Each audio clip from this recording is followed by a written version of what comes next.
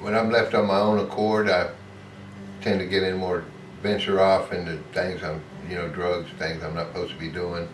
The only sober living that I was in before this one, it wasn't ministry based. It was more on just the staying sober. I'm Brian Carroll. I run a program. I'm the program director of Hemingway House Sober Living. One of the nice things I love about our program is we do a lot of Bible studies. We work with Church on the Streets. We help people out financially to get started and get on their feet.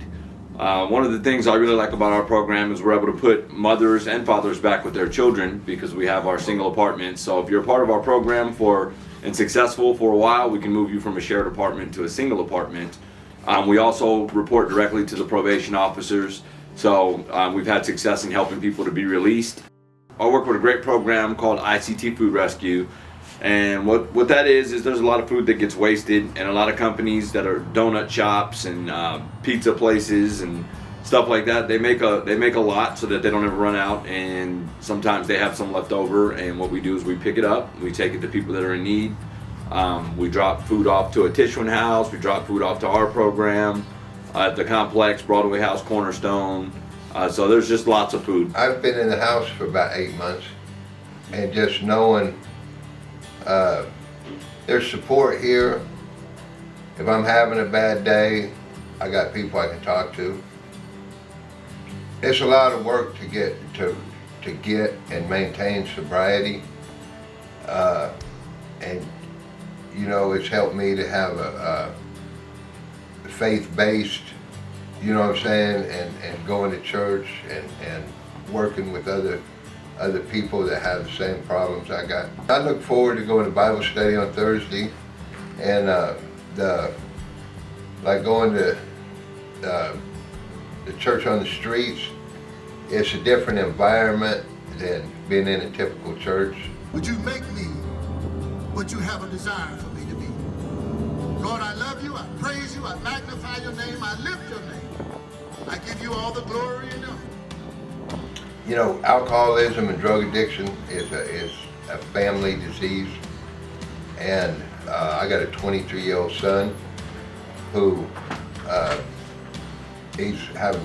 he had problems with his own addictions and his own criminal behavior, and it winded him in prison, and he got out of prison August the 14th of this year, and luckily we was able to bring him into the house. It gives me a chance to try to help him grow and for him to see how far that I've come along. With any journey, there's ups and downs. And like coming into the house, you're nervous because you don't know all the people, and so you're real nervous and kind of standoffish at first. And then once you get to know everybody, things smooth out. Some of the things that are helpful here is the food.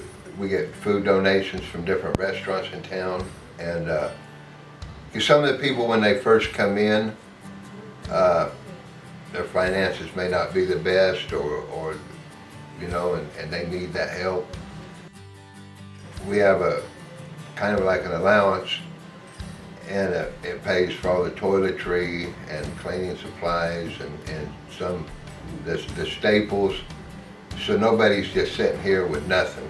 Find somebody that you can relate with and talk with, because I don't care who you are, man, woman, child, we all come up on difficult times and emotional times, and